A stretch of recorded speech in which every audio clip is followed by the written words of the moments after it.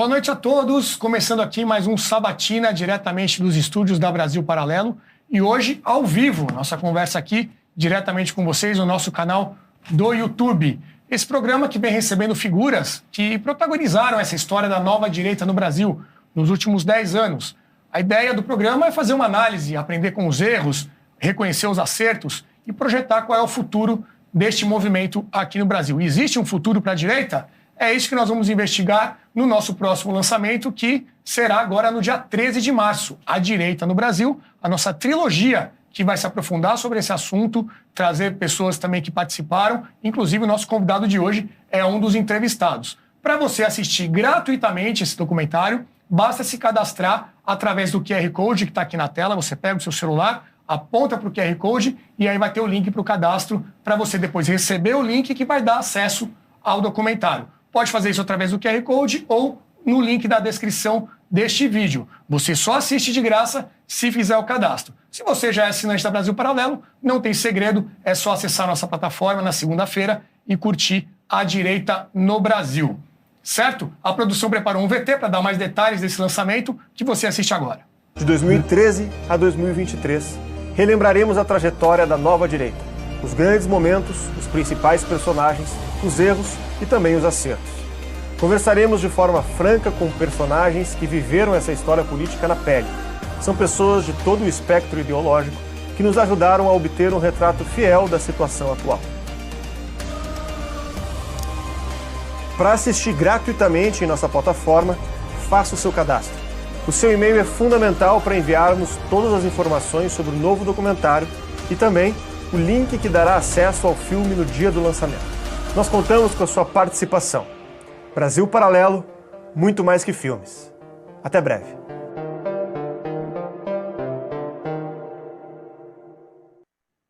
É isso aí, lembrando que você tem até domingo para fazer esse cadastro e receber o link para poder assistir gratuitamente A Direita no Brasil.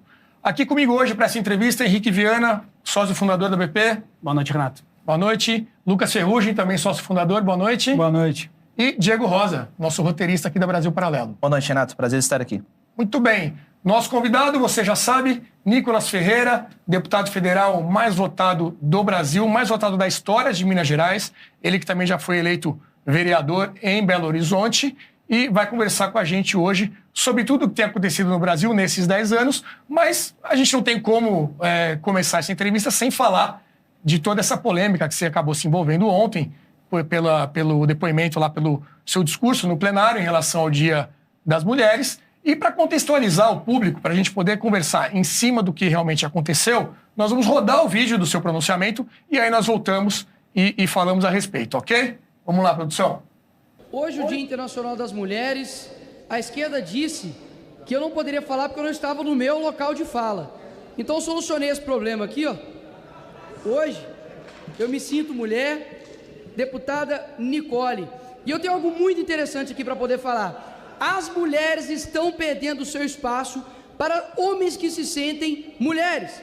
E para vocês terem ideia do perigo de tudo isso, vocês podem me perguntar, qual que é o perigo disso, deputada Nicole? Eu respondo, sabe por quê? Porque eles estão querendo colocar uma imposição de uma realidade que não é a realidade.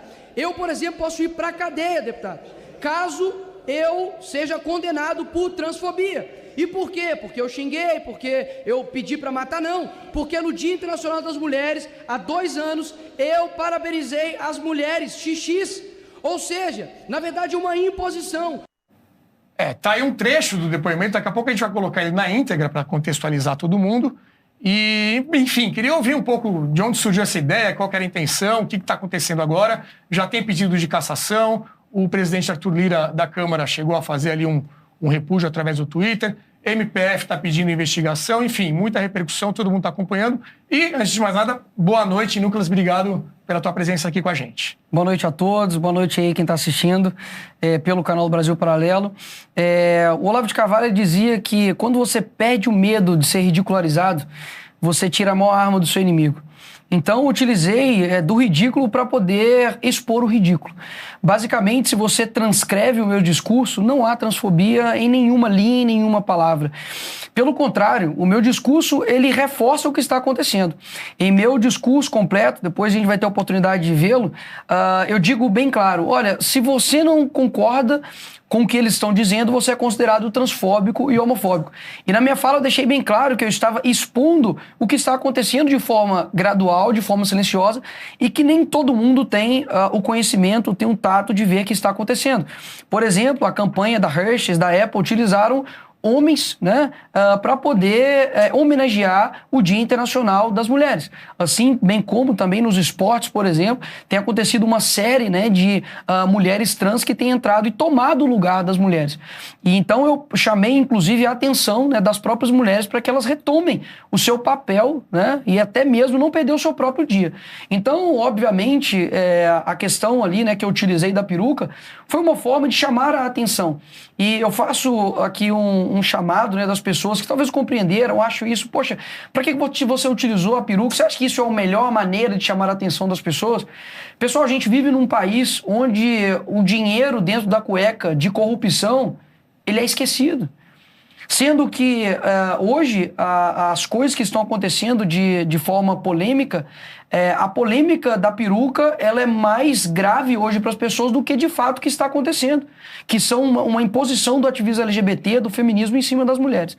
Então eu utilizei de um discurso que inclusive eu já tinha feito há 2 anos atrás na Câmara Municipal e ainda assim sofri as mesmas medidas jurídicas que eu estou tomando agora, sem peruca.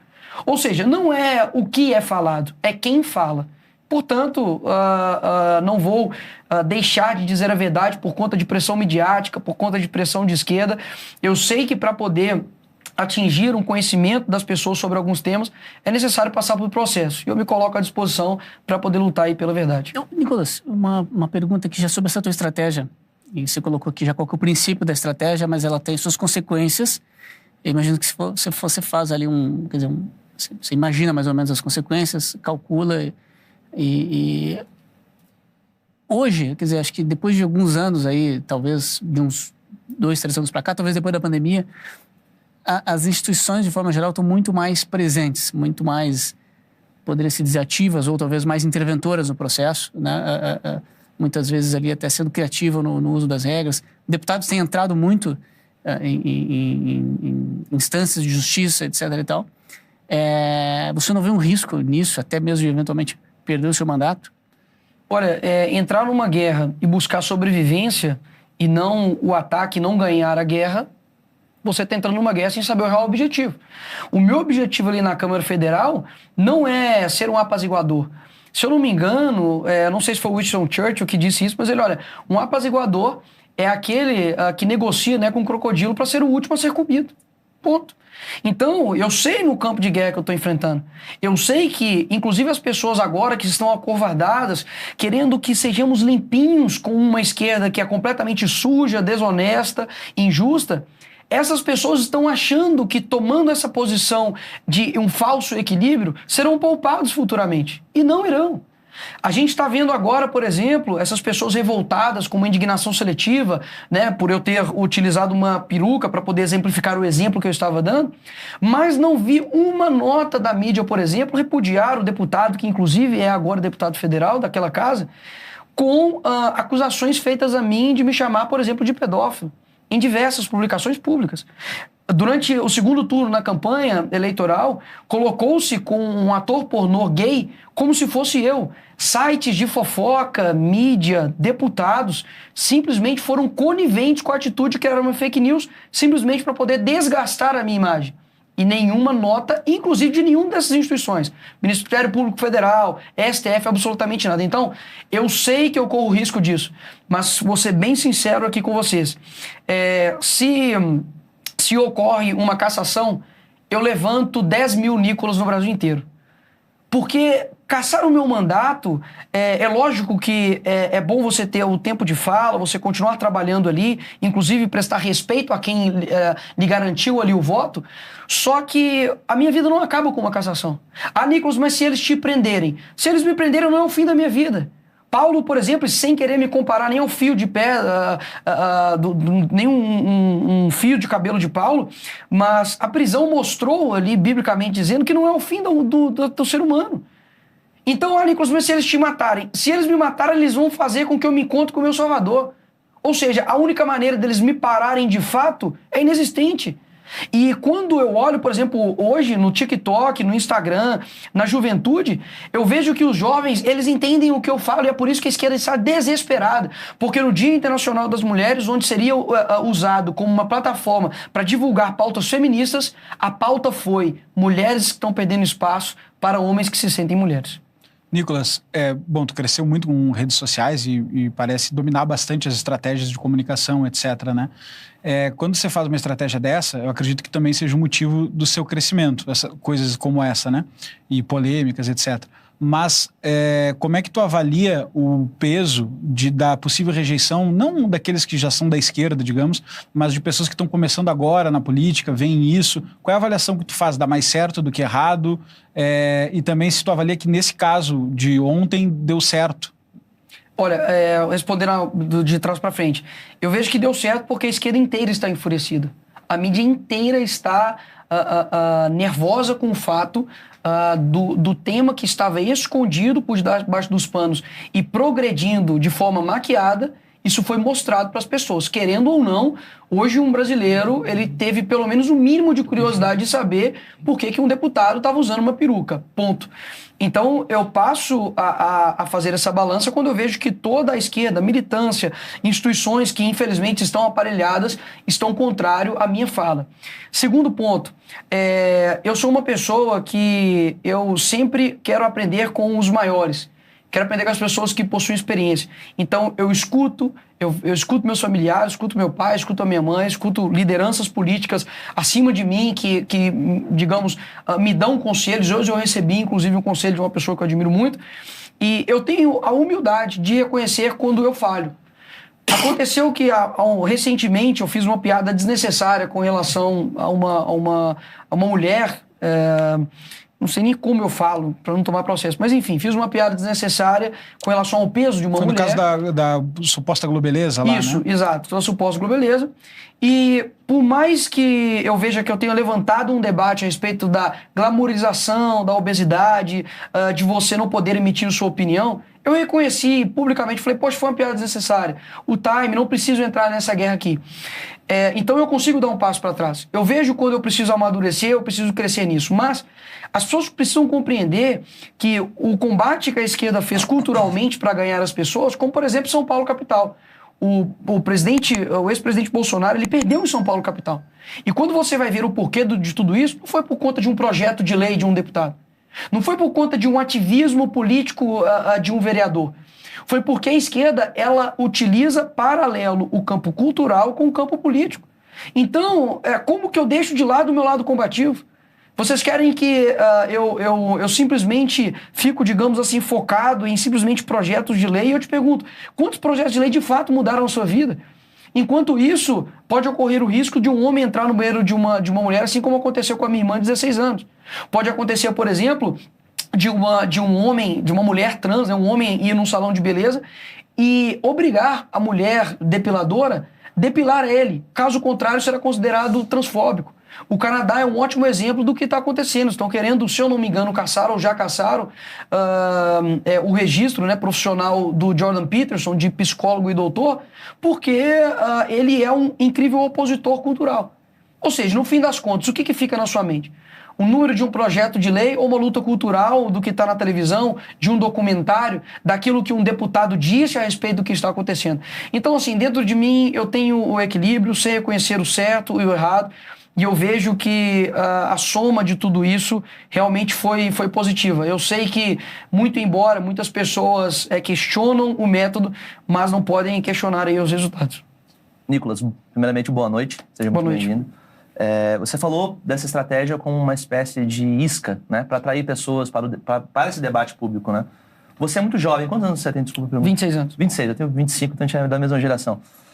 Eu queria um pouco da sua percepção, como isso chega na nossa geração, os mais jovens, né? Porque você falou bem aqui do estado de São Paulo, na cidade de São Paulo, que o Bolsonaro perdeu. Eu vejo, do meu ponto de vista, uma juventude bem de esquerda, né? Que passou por processos de faculdade, de escola. Esse primeiro ponto, como que você vê essa sua estratégia chegando na juventude?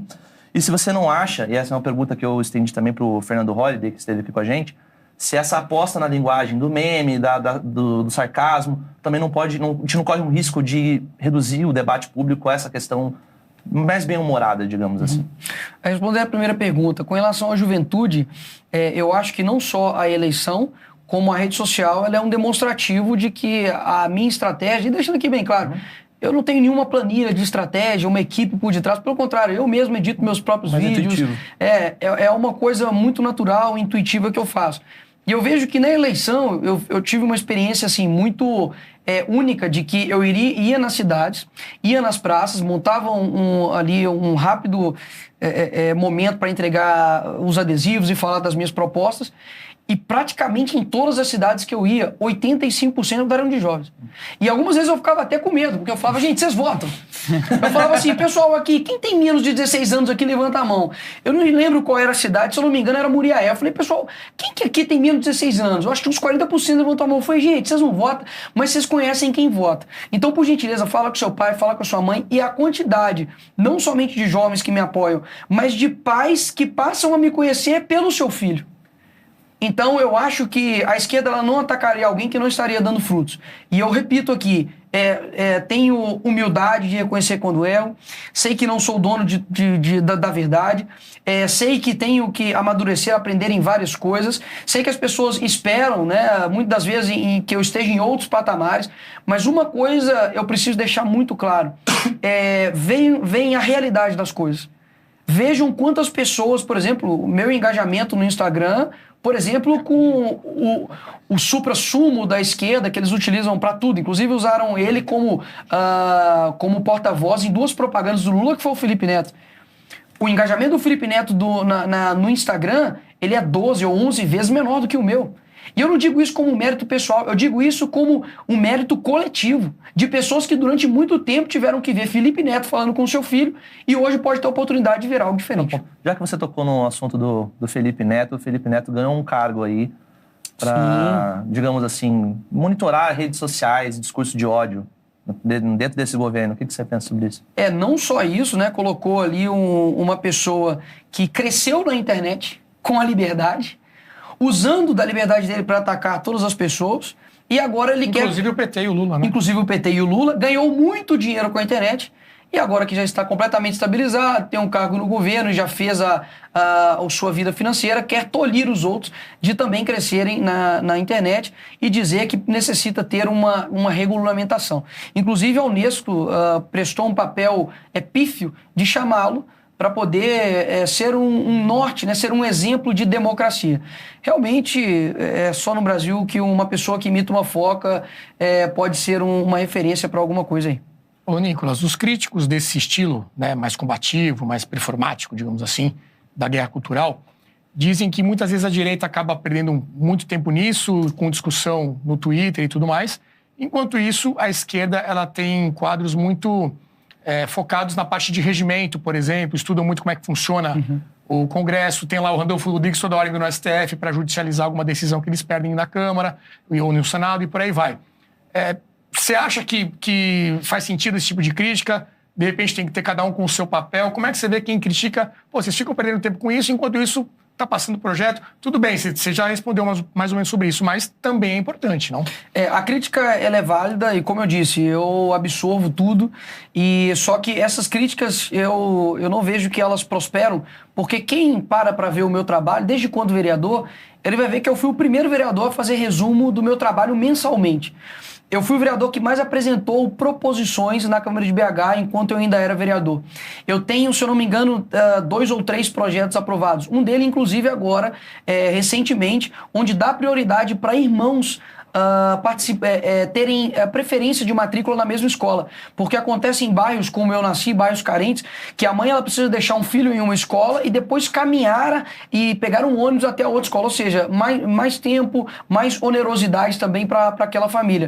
Um outro também que trata a respeito de todos os créditos suplementares que o prefeito executivo ele solicita, tem uma justificativa. Porque basicamente o que acontecia era o prefeito, ele pedia um crédito suplementar e, na verdade, não tinha uma justificativa do porquê, de onde seria direcionado. E esse meu projeto de lei também foi aprovado ali em Belo Horizonte. Ou seja, hoje a pessoa, o pagador de impostos, ele pode saber o destino do dinheiro dele e tem que ter uma justificativa. Caso contrário, isso será negado. Pra vocês terem ideia, se eu não me engano, no final de 2020 ou final de 2019, o ex-então prefeito Alexandre Calil pediu no último dia do ano 34 milhões de reais e foi aprovado. Ou seja, isso impede a corrupção, dá uma maior transparência também para o dinheiro público. Então, eu tenho trabalhado. E com relação à judicialização, eu não consigo, são incontáveis judicializações que eu faço. Esse ano mesmo, eu já fiz um resumo do meu trabalho e peço para que vejam lá no meu Instagram, tem lá um destaque, lá, resumo do mês de janeiro. Eu judicializei, fiz vários pedidos de requerimento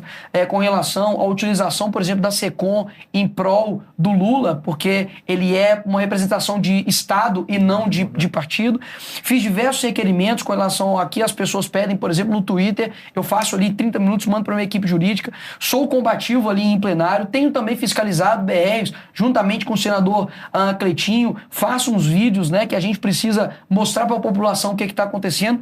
Então, assim, são várias frentes. Além disso, a recepção ali, que meu gabinete ficou lotado o dia inteiro, respondendo o processo. Enfim, eu acredito que eu tenho feito o meu papel, tenho mostrado isso para as pessoas e aqueles que tiverem dúvida, está disponível o meu trabalho aí na rede social. Nicolas, ainda nesse ponto, você falou bastante aí da sua atuação, né? Mas além disso, você é eleitor e ativista, né? Dessa nova direita, vamos chamar assim. Você avalia, você concorda com essa análise que o quadro técnico da direita, seja em parlamento, seja na política em geral, é deficitário e precisaria agir mais de forma técnica, ou acha que isso é uma análise de quem está de fora? Não, eu acho que os parlamentares precisam sim se preparar, e eu faço um comparativo com a esquerda. A esquerda, ela tem uma organização aí de anos. Hoje, por exemplo, o parlamentar de esquerda, quando ele entra no Congresso, ele já tem toda uma sequência de preparação.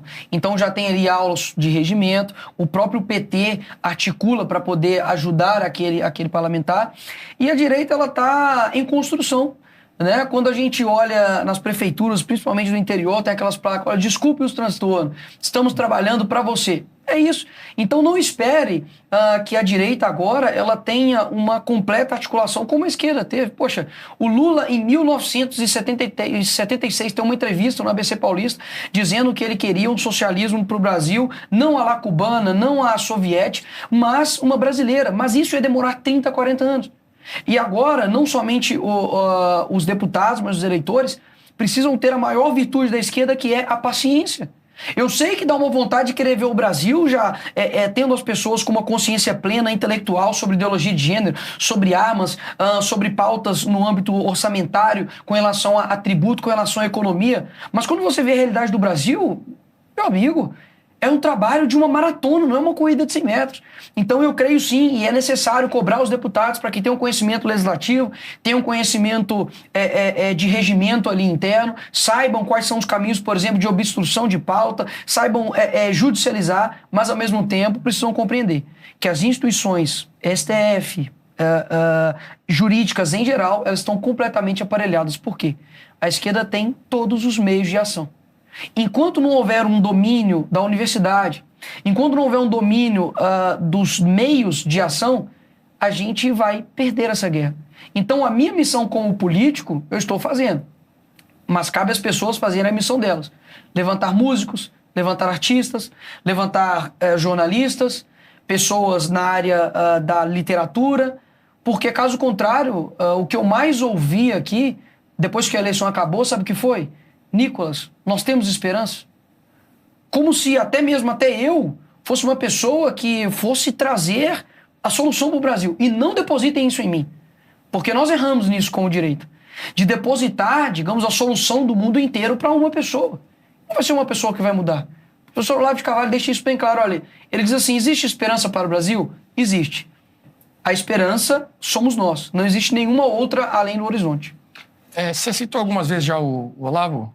Acho que é em cima disso. Eu queria só puxar aqui, porque a gente deu problema no vídeo e daqui a pouco já vai entrar o vídeo da íntegra. E aí eu queria passar um pouquinho para outra pauta aqui. Tá bom. Pode ser? Desculpa, eu interrompi aqui o apresentador. Eu ia passar para outra pauta também. Eu ia passar para outra pauta também. Então estamos igual. Quebrei a hierarquia aqui do programa, né? Apresentador. Mas Eu tenho uma lembrança, a última lembrança que eu tenho, né? A primeira lembrança que eu tenho tua é um vídeo na pandemia, né? Do Fica em Casa, né? Eu não lembro bem como é que era o vídeo, mas eu lembro de um vídeo polêmico. E, se eu não me engano, até a gente veiculou... A gente usou num documentário, do Sete Denúncias. Eu lembro, né? Mas, de onde veio a sua vocação de política? Qual que é a sua origem? Você começou na igreja ou tinha algum movimento político de jovens no colégio? Qual que é a sua origem? Olha, meus familiares, assim, não têm histórico político, tá? Meu pai, por exemplo, nunca foi político, nunca se envolveu com isso, minhas irmãs também.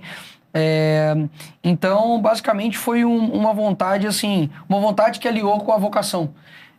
Não me considero os melhores políticos do Brasil, mas me considero uma pessoa que consegue comunicar, que consegue representar principalmente, que é a função do político.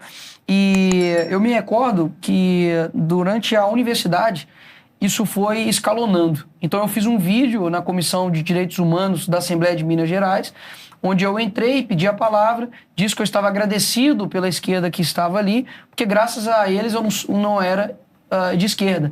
Então foi um choque para eles. Lembro que falei, olha, vocês não têm moral para falar em liberdade, vocês não têm moral para falar em democracia e vocês são um bando de comunistas safados. Muito obrigado. E aí, na época, sim, eu tinha 17 anos de idade, todo mundo falou assim, cara, o que está acontecendo? E eu lembro que esse vídeo estourou, foi meu primeiro contato, digamos, com rede social e crescimento. Que ano foi isso aí? Isso foi em 2016 ou 2017, se eu não me engano, né? Não, se eu não me engano, 2015 ou 2016.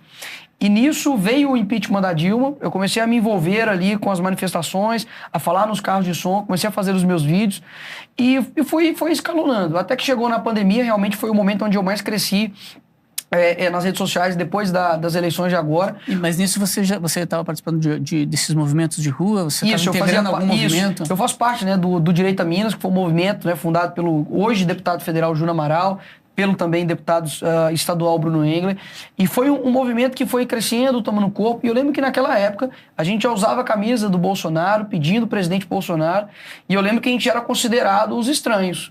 O pessoal de direita que, poxa, a gente precisa votar em pessoas mais equilibradas, enfim. E muito por conta disso também nós ganhamos o apreço, amizade, companheirismo do Bolsonaro, né, dos seus filhos, porque viram que nós estávamos apoiando ele desde então. Vocês chegaram a conhecer ele naquela época? Chegamos a conhecer, inclusive eu conheci ele quando a Maria do Rosário representou o Bolsonaro no STF.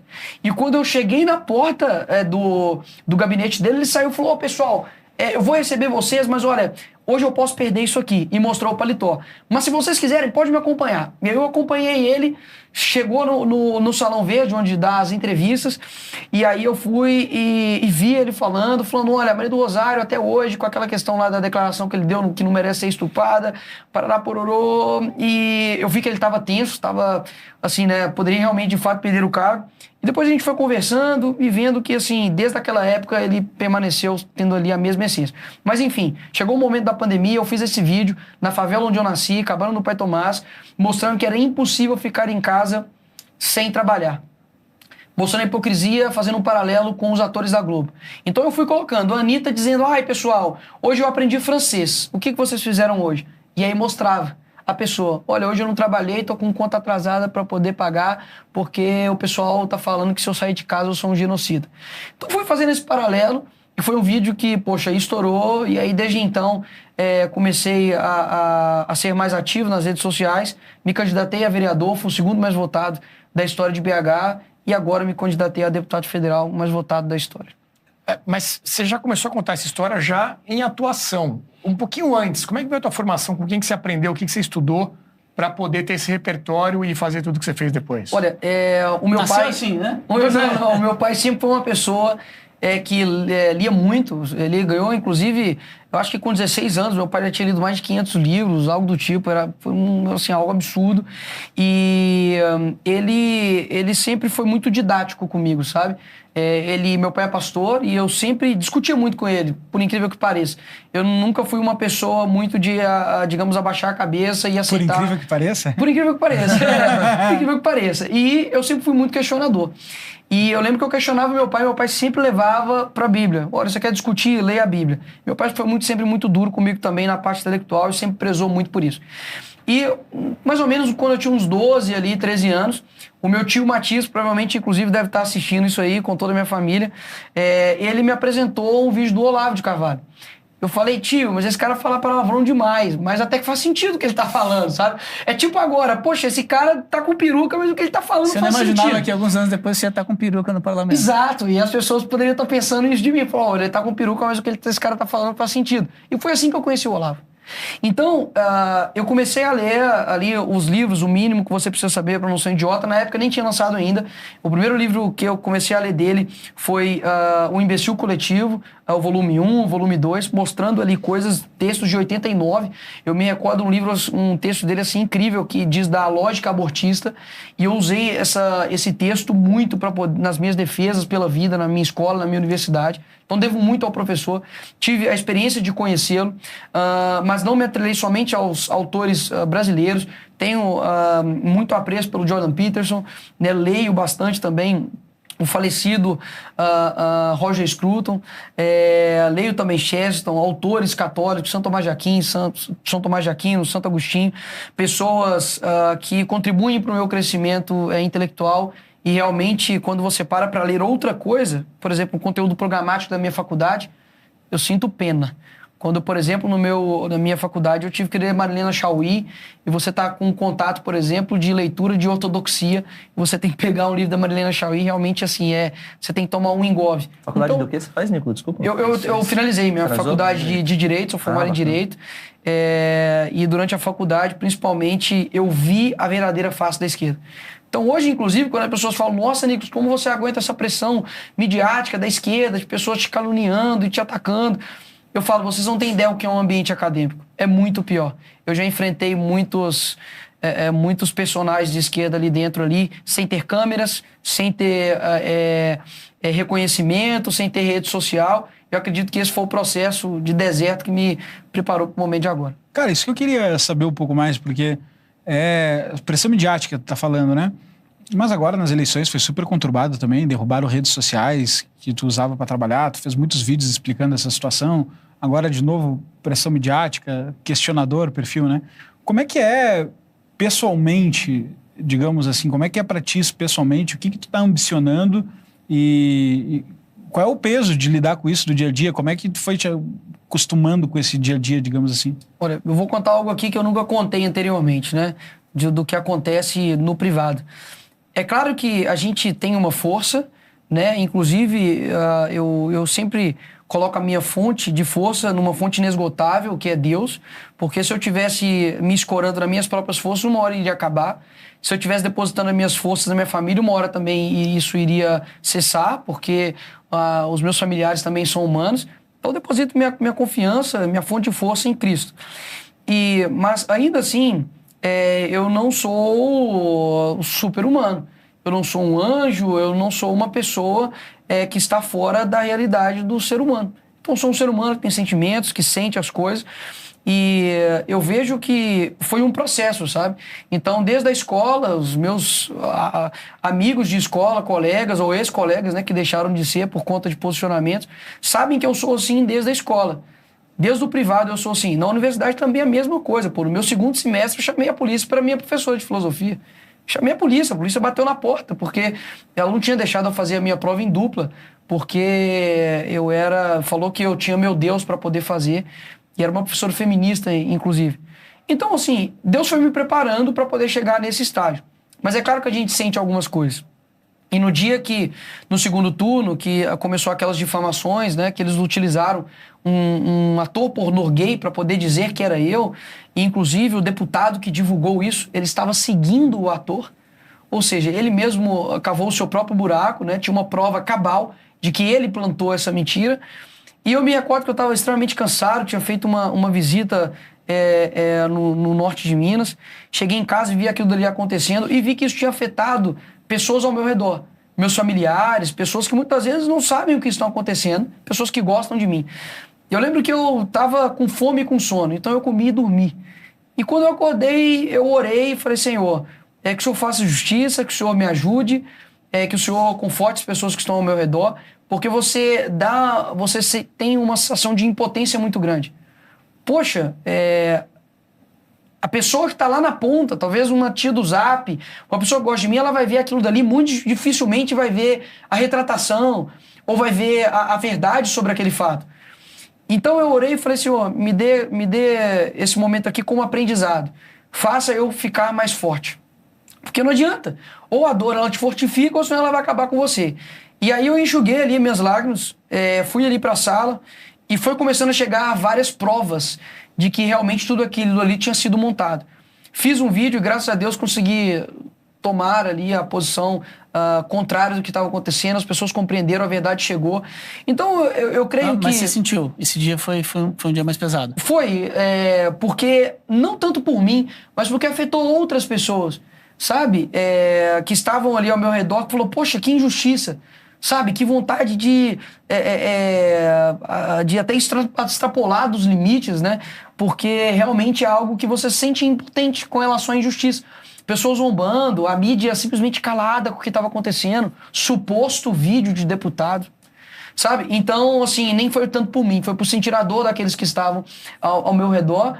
E, obviamente, processei o tal deputado, né? Estou tomando as medidas, mas, graças a Deus, é um processo que a gente vai aprendendo, vai ficando mais forte. E sei que a pessoa que está nesse meio, eu acho que não só no meio político, mas em qualquer meio, ela tem que entender que ela tem que fazer o trabalho dela sem buscar reconhecimento e sem buscar que as pessoas compreendam. Depois de quantos anos a verdade ela aparece para as pessoas e faz sentido, só que até o decorrer para isso acontecer, muitas das vezes essa pessoa vai morrer e não vai ser reconhecida. Mas no meu coração, dentro de mim, eu já estou disposto a, se for ter que passar por isso, eu passar. E me conta um pouco do teu... Porque tu está trazendo bastante convicção nesse discurso, né? Me conta um pouco de qual que tu sente que é essa tua vocação, na tua visão, qual é a tua missão, o que tu quer realmente realizar?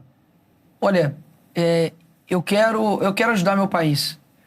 Assim, eu creio que todo mundo tem uma mínima capacidade de entender a verdade. E eu sou muito persistente. Então, para mim, não faz sentido uma pessoa ela defender matar crianças dentro do ventre. Anteontem, eu fiquei 40 minutos conversando com um deputado de esquerda sobre as invasões do MST.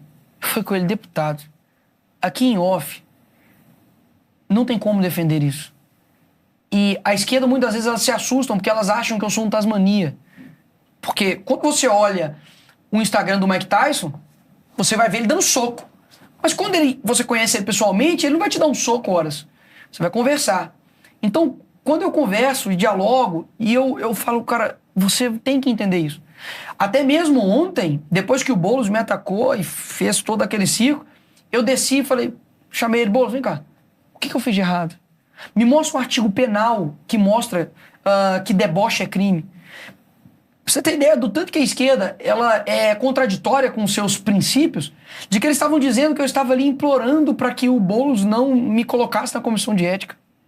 Ou seja, se eu não dialogo, eu sou um ditador, um direitista raivoso que não quer diálogo. Se eu dialogo, eu sou a pessoa que cedo para a esquerda e eles também tiram vantagem disso. Então, qual que é o meu objetivo em tudo aquilo que eu faço? É levar a verdade. Eu acho que o Brasil ele pode ser um país incrível. Quando você viaja para os Estados Unidos, você fala, poxa, como que o nosso país poderia ter essa infraestrutura? Como o nosso país poderia ter essa cultura? Mas, infelizmente, a gente tem uma cultura forte, mas as pessoas não conhecem a história, por exemplo, do Brasil. E é isso, por exemplo, que o Brasil Paralelo tem feito, por exemplo. De mostrar a verdade sobre as coisas, de mostrar os dois lados, de conseguir levar um insumo intelectual mais profundo. Então eu creio que o meu principal objetivo é aquilo que eu quero, é representar as pessoas. Mesmo que isso exija sacrifícios, mesmo que isso exija noites sem sono, mas eu creio que eu tenho um objetivo aqui na Terra que é ser sal e luz. E eu sei que quando a luz ela chega nas trevas, as trevas se incomodam. E o sal, ele tem duas características que eu acho que é o meu propósito, que é gerar sede nas pessoas. Eu quero ser dessa forma. Eu quero defender a verdade, eu quero ser um cara firme. Então eu quero trazer sede para a juventude, de que ela possa ser um cristão, ela possa ter seus princípios, sem precisar curvar perante a pressão do coletivo, e também ser um conservador. O sal, ele conserva. Então, eu sei que esse mundo, ele é uma carne podre. Eu já li a Bíblia e nós sabemos o que vai acontecer no final, graças a Deus. Então, não há, digamos, uma salvação para esse mundo na totalidade, porque esse mundo jaz no maligno. Mas eu, como cristão, eu preciso ser sal, eu preciso conservar essa carne podre. Ou seja, o máximo de tempo que eu conseguir tirar as pessoas do mal e conseguir conduzi-las para o bem, eu vou ter completado minha missão. Nicolas, você ficou conhecido aí como um grande defensor do presidente Jair Bolsonaro, né? E também se envolveu em alguns debates mais acalorados com figuras da própria direita, né? De outros setores da direita, mas dentro da própria direita. Alguns analistas apontam que esse racha que a direita teve nos últimos anos pode ter sido um dos grandes fatores que fizeram o Bolsonaro não conseguir se reeleger. Foi por uma margem pequena ali de votos, né? Acho que, se não me engano, 2 milhões. Olhando para trás, você faria algo diferente? Você acha que faltou um pouco de poder de autocrítica da direita, ou até mesmo discutir as diferenças de dentro da direita, dentro de casa, internamente? Eu acho que o ponto principal você tocou aí. Eu acho que roupa suja lava-se em casa. A esquerda, as pessoas não acreditam que não, mas isso acontece. Eles brigam entre si, e muito, a ponto de pessoas dizerem para mim assim: isso, Nicolas, de esquerda, tá? Pede mesmo a saída do ministro das Comunicações, porque ele é lá do meu estado e isso vai ser bom. E isso um deputado de esquerda falando, tá? Então, a esquerda, ela não tem honestidade alguma, nem com seus próprios companheiros aí. Mas eles lavam a roupa dentro de casa. Você nunca vai ver nenhuma base de esquerda atacar o Lula. Porque eles sabem que, no fim das contas, eles precisam dele lá na presidência, porque é um poder gigantesco. Então, eu vejo que, fazendo um retrospecto, né, do que seja o mandato, por exemplo, da direita e com o Bolsonaro à frente, ele, inclusive, mesmo já reconheceu alguns erros, principalmente durante a pandemia.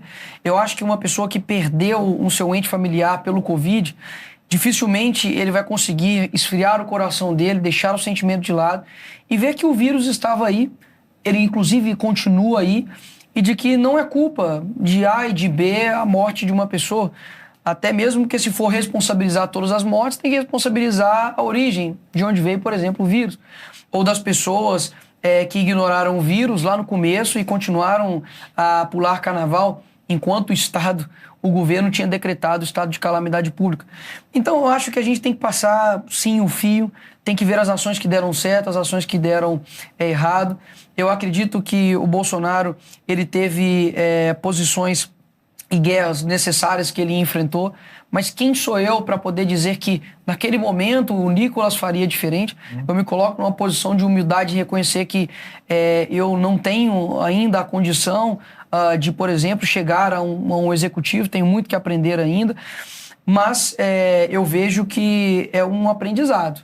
Ou seja, a direita agora ela tem que fazer disso um aprendizado. E não, quando possivelmente chegar ao poder novamente, cometer aí os mesmos erros. Muito bem, e muito dessa autocrítica você vai poder ver no documentário que a gente lança na segunda-feira, agora, dia 13 de março. Para assistir gratuitamente, basta se cadastrar apontando seu celular aqui para esse QR Code que está na tela, ou então clicando no link na descrição deste vídeo. O cadastro tem que ser feito até domingo, para você depois poder assistir gratuitamente. Lembrando, a produção me avisou aqui, estamos com mais de 25 mil pessoas acompanhando no nosso YouTube. Esse programa está sendo ao vivo, né, uma novidade aqui hoje com o Nicolas. Vamos tentar chegar nos 30 mil. Compartilhe aí com seus amigos, familiares, para que mais gente possa acompanhar aqui com a gente essa conversa com o deputado Nicolas Ferreira, mais votado do Brasil. Nicolas, falando desse movimento, da história do movimento de direita, né, da nova direita aqui no Brasil, queria que você fizesse uma comparação. Como é que era o clima lá no início? Você contou um pouquinho aí das primeiras atividades que você fez como um ativista, falando em universidade, começando ali a fazer vídeos.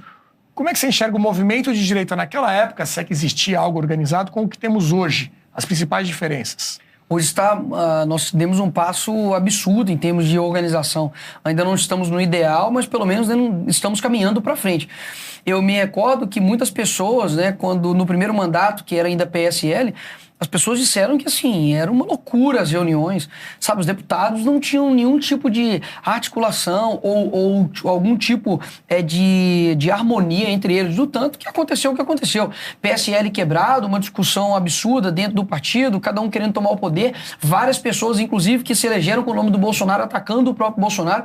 E hoje nós já temos reuniões do PL, nós já temos pautas definidas, temos uma liderança, conseguimos nos articular, temos reuniões semanalmente, já tivemos, inclusive, por iniciativa do deputado Eduardo Bolsonaro e do Sérgio Santana, que está à frente do Instituto Conservador Liberal, de dar aulas sobre regimento ali para os deputados novatos. Então nós já demos um passo incrível.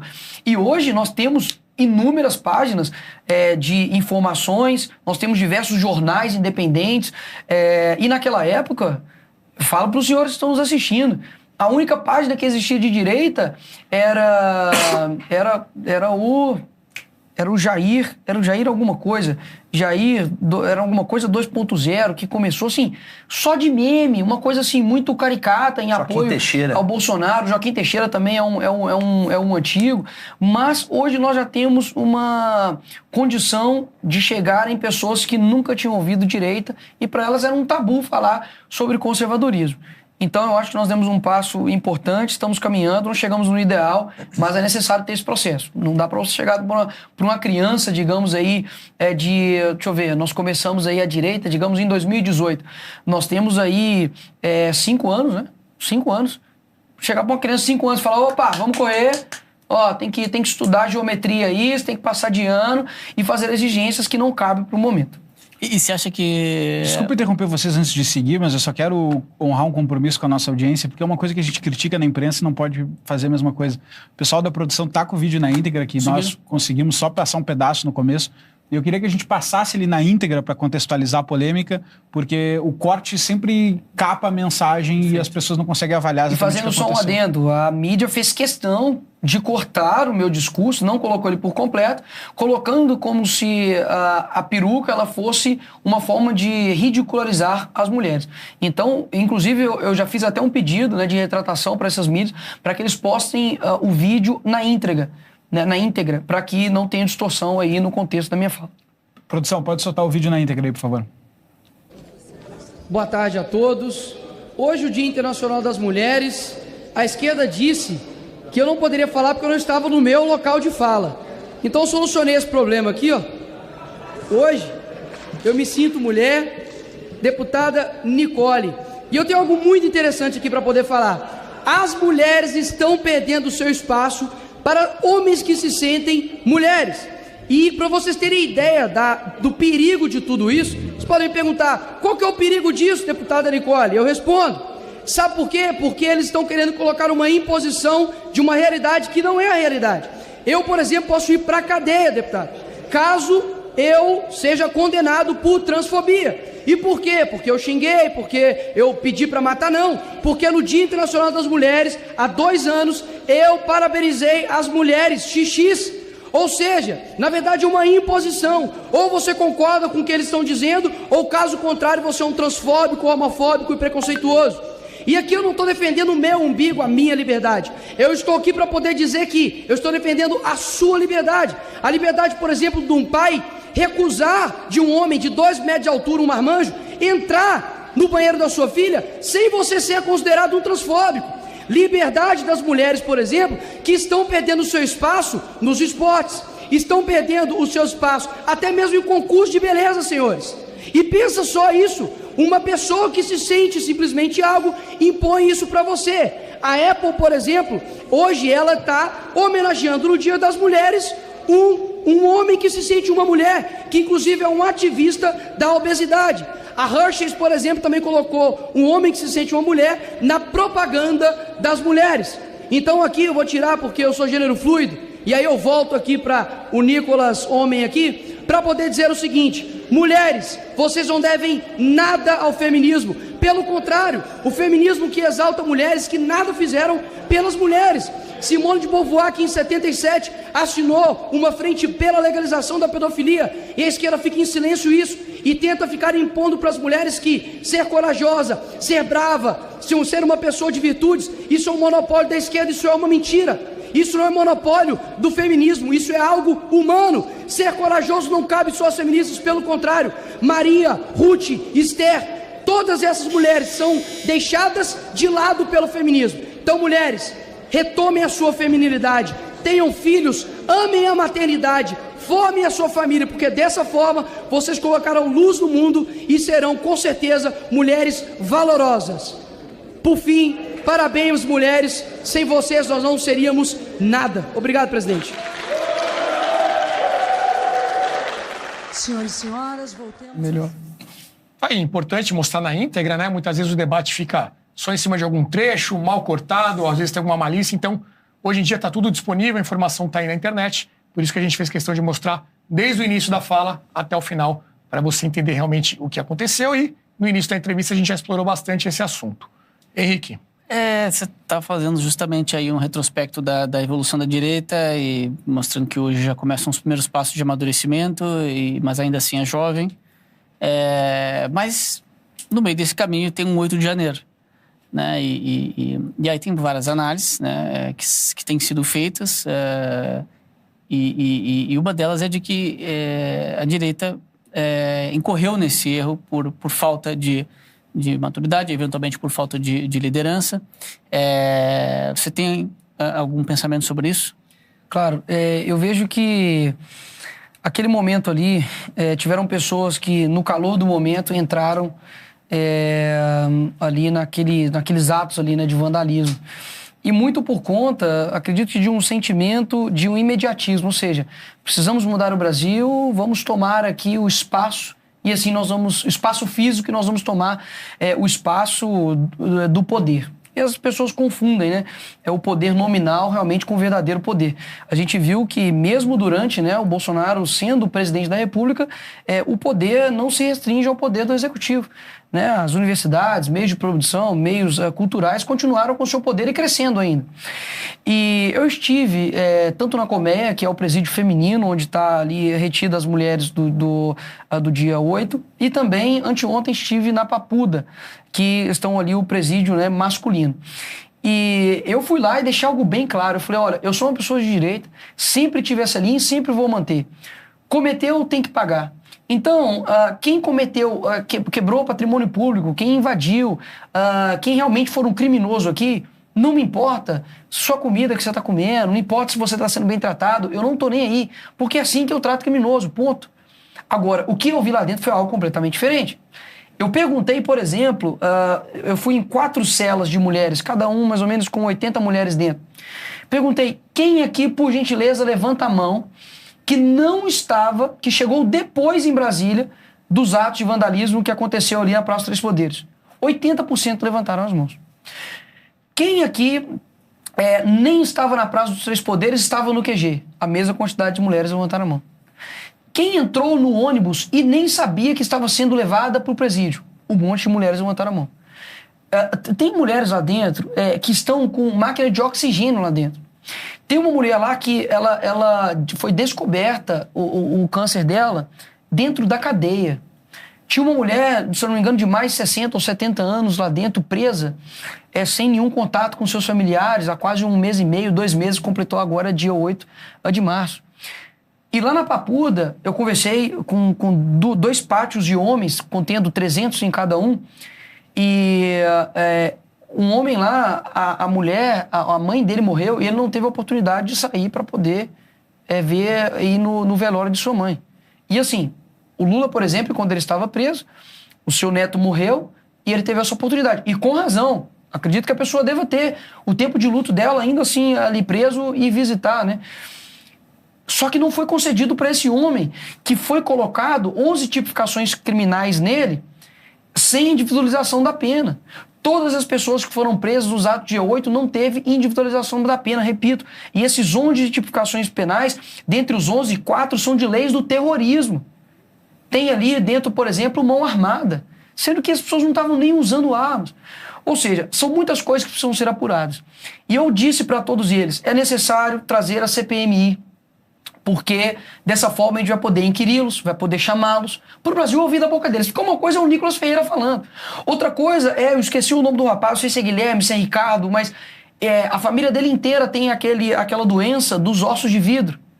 E ele me mostrou uma foto, e eu vou mostrar isso terça-feira, agora, dessa semana, em plenário, que ele está há 2 meses sem ter contato com sua família, essas pessoas são dependentes dele, e ele me mostrou a foto, ele é uma pessoa, assim, ele falou, olha, eu sou presbítero da minha igreja, sou uma pessoa cristã, e pode investigar. Ou seja, é o primeiro momento na história, eu acho que da humanidade, de que o criminoso, ele pede investigação, e as pessoas que acusam essas pessoas de criminosos não querem investigação. Alguma coisa de errado está acontecendo aí.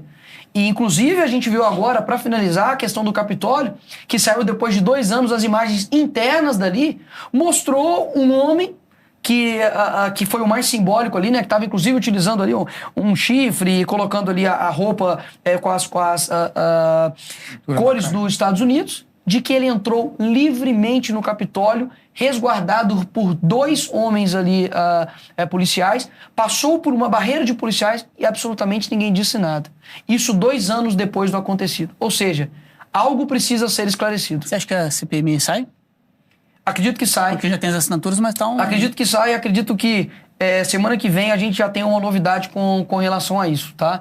Vejo que a Constituição ela precisa ser cumprida, não precisa ter o apelo pro presidente Rodrigo Pacheco, porque é algo constitucional. Na próxima sessão ela é instaurada de forma automática, mas quem chama a próxima sessão?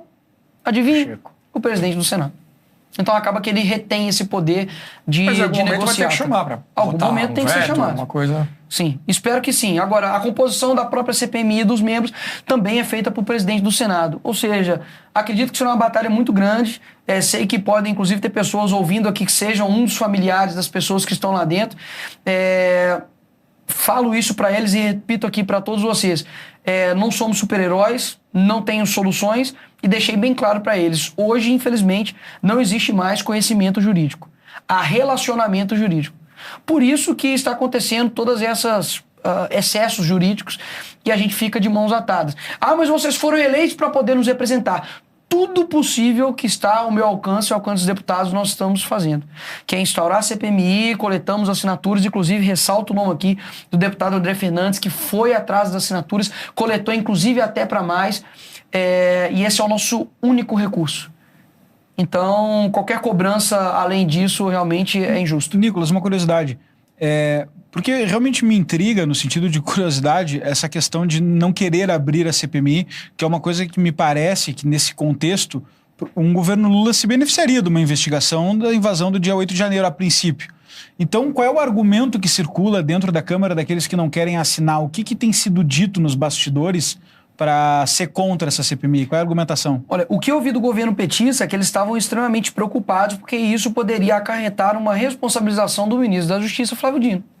Ou seja, eles já entregaram o jogo. Qual que é a intenção do presidente Lula colocar sigilo nas câmeras? Não é para poder elucidar? As pessoas estão pedindo investigação. Mostrem quem foi que quebrou, mostra quem foi que invadiu. A mídia, inclusive, divulgou que 48 órgãos federais foram avisados anteriormente para poder reforçar a sua segurança. O ministro da Justiça tem responsabilidade nisso? A gente precisa apurar. Então, não tem nenhum enigma nisso. O governo Lula está extremamente preocupado com o que pode acarretar e ser elucidado com a CPMI. Inclusive negociado cargos, emendas para retirada de assinaturas. O que saiu na mídia, e retomo aqui, a mídia divulgou, é de que o governo tem empenhado em retirar as assinaturas com barganhas, seja de cargos, seja a retirada de emendas, seja com a compra também, né, desses parlamentares. E isso, repito, a mídia tem divulgado, só estou aí passando a informação para frente. Ainda sobre o 8 de janeiro, só queria fazer uma pergunta antes de poder passar, que quando o Bolsonaro perdeu as eleições, ele adotou um silêncio muito forte. E as coisas começaram a subir a temperatura, as pessoas entenderam aquele silêncio, as pessoas não, mas parte da base dele entendeu aquele silêncio como alguma mensagem subliminar. E nisso começaram os acampamentos nos QGs, que progrediram e começaram a crescer, achavam que iam durar um tempo, durou muito mais. Realmente, naquele momento, a gente via circular muita fake news, do tipo em 72 horas, o ministro está preso, aquelas coisas todas. E a temperatura subiu até acontecer os atos violentos do 8 de janeiro, tá? a crítica foi óbvia. Não era um papel do líder político ter apaziguado aquela situação, ter colocado as pessoas irem para casa para não resultar nessas centenas de prisões? Como é que você avalia esse momento? Olha, de duas uma. Ou o Bolsonaro ele ficava calado e eles iriam responsabilizá-lo, como estão tentando agora, né, responsabilizá-lo, torná-lo inelegível, inclusive até mesmo uma possível prisão, ou ele falaria e eles iriam responsabilizá-lo também por qualquer ato que acontecesse. Eu confesso que são muitas opiniões, muitos lados, e eu dou o devido crédito a cada um deles. Então, para aqueles que falam, olha, o Bolsonaro deveria, visto que estava surgindo um crescimento muito grande do que estava acontecendo, ele deveria ter se posicionado. Mas, por um outro lado, há uma defesa de que ele nunca solicitou isso. Né? Ele nunca pediu, pessoal, vá até as portas dos quartéis. Foi uma iniciativa popular de um setor que estava pedindo, inclusive, intervenção militar. Eu nem sei como que isso aconteceria na prática, afinal de contas, uma possível intervenção tiraria o Bolsonaro do poder. Então, as pessoas estavam realmente assim, com um sentimento genuíno de uma revolta em ter um descondenado novamente no poder, depois de tudo que o Lula fez com o nosso país, não somente com ele, mas também com a Dilma à frente do nosso país. As pessoas estavam assim, querendo que algo acontecesse. E eu vejo que eu estive com o Bolsonaro nesse meio tempo e com tudo o que aconteceu agora, tanto no que encontrou-se lá na casa do ex-ministro de Justiça, do Anderson, e com as conversas, né, dos bastidores que acabaram saindo da mídia, o Bolsonaro ele estava tentando fazer algo, ele estava tentando tomar uma atitude, mas que não fosse uma atitude autoritária, uma atitude ditatorial, até mesmo porque isso foi o que eles tentaram fazer durante os 4 anos de governo dele. Ele vai ser autoritário, vai colocar tanque de guerra, vai matar homossexual, ele vai fazer isso, vai fazer aquilo, e aconteceu que nada disso foi feito. Na verdade, os opositores dele que fizeram, ultrapassando limites constitucionais, impedindo utilizar imagens em sua campanha eleitoral, inclusive impediu a campanha do Bolsonaro de falar que o Lula era pró-aborto. Sendo que agora ele tirou o Brasil do Consenso de Genebra, que é um pacto de vários países que defende a vida desde a concepção, colocou 2 ministras, tanto da mulher quanto também a ministra da Saúde, mulheres pró-aborto. Eu, inclusive, tive que fazer uma retratação, fui nas minhas redes sociais, porque o TSE disse que o Lula era pró-vida, e eu tive que postar isso na minha rede social. Ou seja, ele estava tentando tomar uma medida que realmente desse a resposta para as pessoas. Mas não houve essa possibilidade. Então, se o Bolsonaro deveria ter tomado uma atitude diferente, eu deixo para que ele faça isso. Se algum dia ele reconhecer que ele deveria ter tomado uma atitude diferente, eu espero que isso saia da boca dele e não simplesmente eu ficar aqui fazendo um juízo de valor daquilo que ele deveria ou não ter feito. Nicolas, você falou aí que o Bolsonaro, de fato, nunca pediu para que as pessoas fossem para frente dos quartéis. E não me recordo de ter feito mesmo. Mas também nunca desincentivou, né?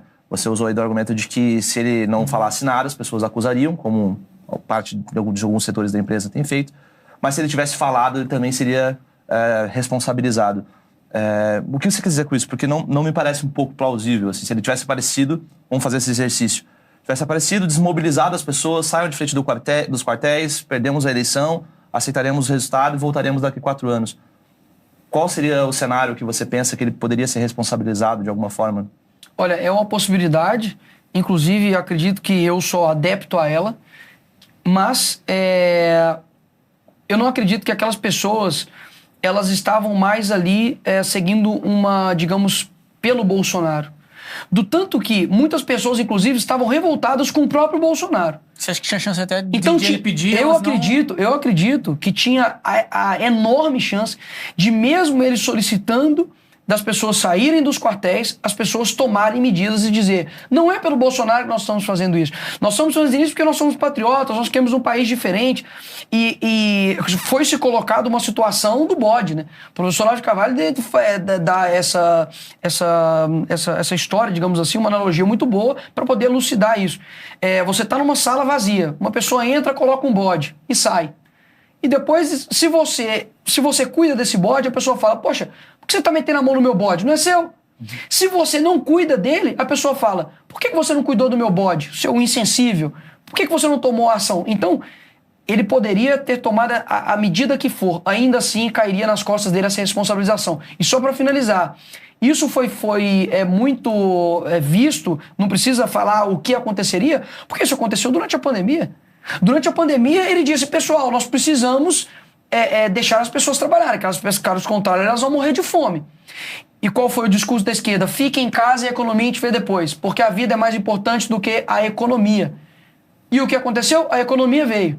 Quem foi o responsabilizado pela, digamos, os aumentos dos preços, dos combustíveis, dos alimentos que teve durante um período? O Bolsonaro. Então a gente está numa guerra assimétrica.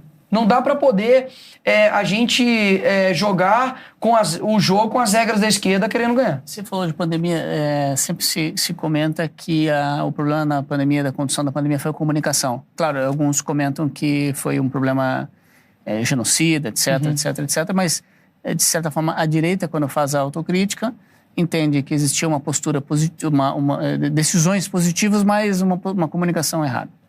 Dito isso, você acha que existiria um espaço, existiria uma possibilidade de fazer, de fato, uma comunicação melhor, ou não dar tantas brechas, ou a mídia, de qualquer forma, quer dizer, era uma batalha perdida, a mídia, de qualquer forma, ia fazer o que fez para... Não, eu acredito que ainda assim a mídia continuaria no seu ativismo contra Bolsonaro, porque ela perdeu muito, principalmente as grandes emissoras, mas dava para reduzir os danos, isso é fato.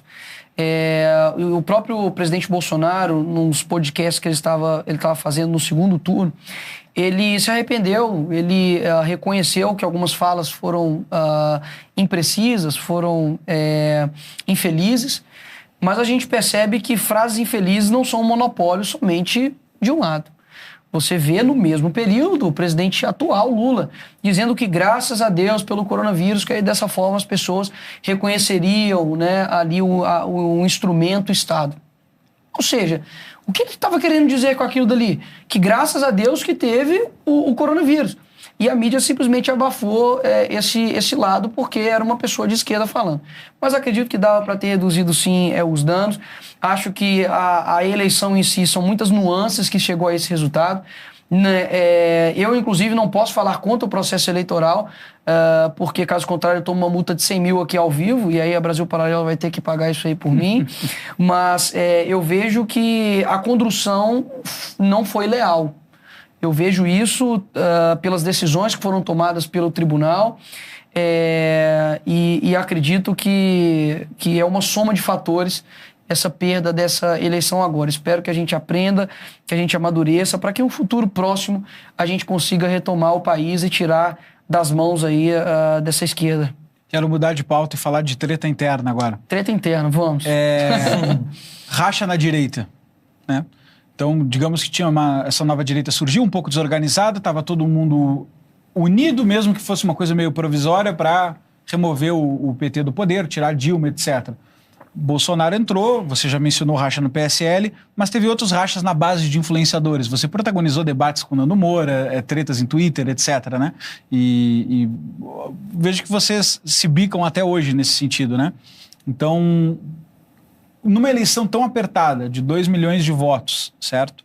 Você acha que tinha espaço para alguém ceder, digamos, olhando para trás agora, né? Porque foi tudo acontecendo no calor do momento, mas olhando para trás, você acha que tinha espaço para alguém ceder e falar, cara, pô, a gente pode ter uma divergência aqui, mas deixa eu entender sua crítica, deixa você entender a minha e vamos junto? O que você imagina disso? Refazendo, não é uma racha da direita, né? É simplesmente uma racha, porque Nando Moura, MBL e companhia, isso passa longe de ser alguma direita, passa longe dos meus princípios, daquilo que eu sou.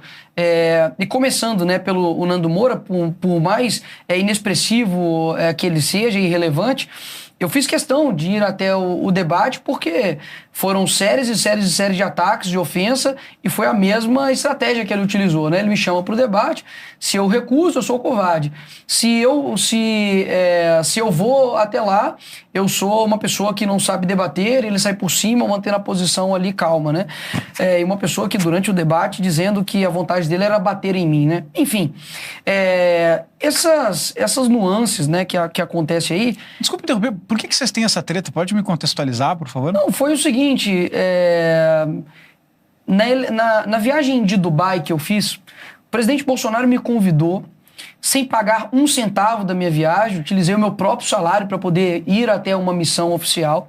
Solicitei a Câmara de Belo Horizonte, recebi o aval da presidente para poder ir quando era vereador.